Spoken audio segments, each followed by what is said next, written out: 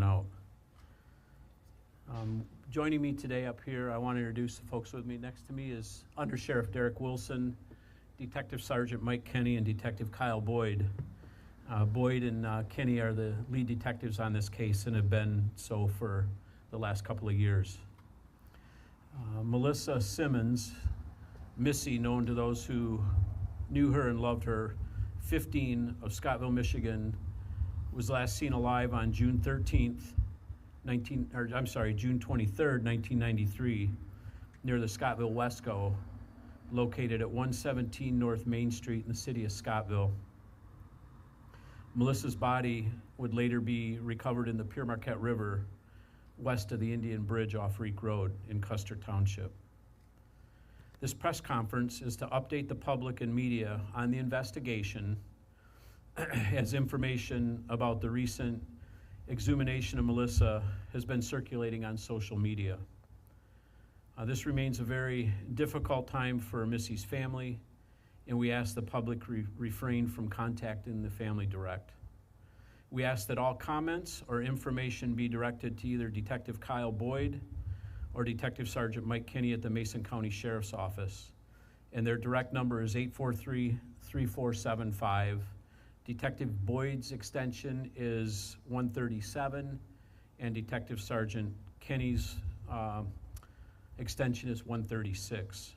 And again, we would ask you respect the privacy of the Simmons family as we work through this. It is my hope that members of the media will understand following this brief conference, questions will be very limited so as not to compromise the integrity of this case or inadvertently reveal details that investigators feel must be kept confidential. I would first like to thank Missy's family for their cooperation and willingness to always make themselves available to our detectives. Without them, we would not be making the progress in this case that we are. I would also like to thank the FBI for their support and availability to assist as needed. WMed, Wyman's Funeral Home, the Michigan State Police Crime Lab, and the Oceana County Sheriff's Office, which sent a detective last Friday to assist us. 2 years ago, I met with the Mason County Sheriff's detectives and asked them to take another look at this case. As the lone remaining member of the Mason County Sheriff's Office, from the day Melissa went missing, this case has haunted me since that time. No community ever wants to lose one of its members, but when you have a young teenage girl go missing and days later be found murdered, it not only shakes our residents, but it shakes law enforcement as well. I deeply appreciate the work of our detectives and their tireless dedication on behalf of Melissa. Their work has taken them to several states and conducted the following interviews to meet with potential new witnesses. In the last 2 years, these two detectives have re-examined every piece of evidence, reviewed every photograph and video taken from the original investigation. They created a timeline surrounding Melissa's disappearance. They worked closely with medical and DNA experts. They reviewed medical examiners' reports and re-interviewed the medical experts as well. They re-interviewed witnesses, eliminated individuals, and followed up on tips, conducted over 100 interviews, and including individuals who had never been interviewed before. Investigators developed additional persons of interest in Melissa's death. They submitted evidence for advanced testing, which was hand-delivered by Detective Boyd to a crime lab in Virginia, where a DNA profile was established, and additional testing continues. With all this work, investigators determined it was necessary to exhume Missy's body from the Pere Marquette Cemetery. That was done last Friday, August 9th, 2025. While the decision was not taken lightly, it is the right one to do. In my 40-year career, I can't recall ever exhuming a body here in Mason County.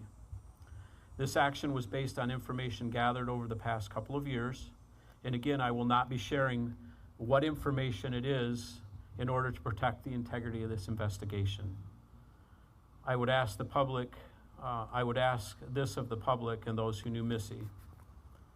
If you knew Missy or interacted with her in the days before her disappearance, or had contact with her or someone after her disappearance, that you contact us. Even if you spoke with investigators in 1993, we want to make sure that we have as much information as possible. Every detail matters. Thank you again for helping Melissa.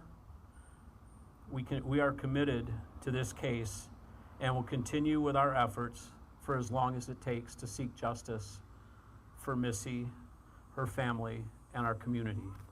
And with that, again, I would ask that you understand our comments and follow-up questions will be very limited, but we would entertain a few short questions.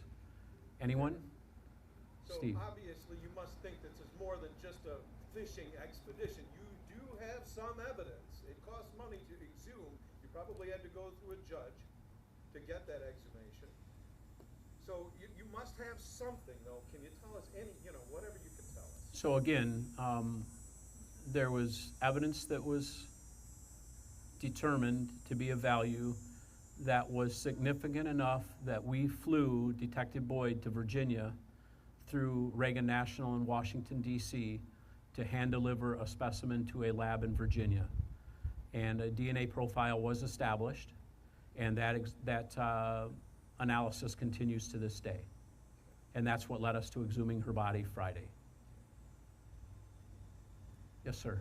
Can you just talk a little bit about how much this investigation weighs on you being the only remaining staff? Yeah, we take every case equally serious. When you have a child that is murdered, and she was a child, she was 15 years old. When you have a child who is murdered, you understand the anxiety it creates in a community and the concerns it creates for moms and dads. To this day, I was contacted last night by a person who went to school with Melissa, would have graduated with Melissa, and even though they didn't run in the same circle, it was Scottville and Mason County Central. That's a small school, and it weighs heavy on folks. So it's a commitment we have, and being the only remaining member of our office, when my days are done here, I really hope the case is solved before I choose to retire when that time comes. But if not, I know that these guys, the undersheriff and our detectives, will continue to move forward with this investigation. Does the family still come forward and ask you about this thing? Yeah, our detectives are in contact with the family quite often. Chris? Was it a review of the evidence from your department that moved this a little bit faster, or was it a tip from a community? No, it was the detectives moving forward with the case. Can you elaborate at all on that? What they might have found, or No, we're not going to get into what that evidence was, but it was significant, and it warranted the detectives coming to me asking if we would fly them to, or fly Detective Boyd to Virginia, and it was certainly significant enough. It was a risk we took, but there was a DNA profile that was established. And when you mentioned DNA profile, is that because the individual might be there, or is the FBI center which is analyzing this information? It was a profile that was established by the center in Virginia. I do appreciate you coming out. We get a lot of our information that we want to get out to the public is shared through our media outlets. And I certainly appreciate all of you coming out and taking an interest in this case. And again, if anyone has information, we'd ask you to reach out to our Detective Bureau, and I'll give that number to you again. It's area code 231-843-3475. Detective Sergeant Kenny's extension is 136, and Detective Boyd's extension is 137, and we'd ask you to reach out to them with any additional information. Thank you. Enjoy the day.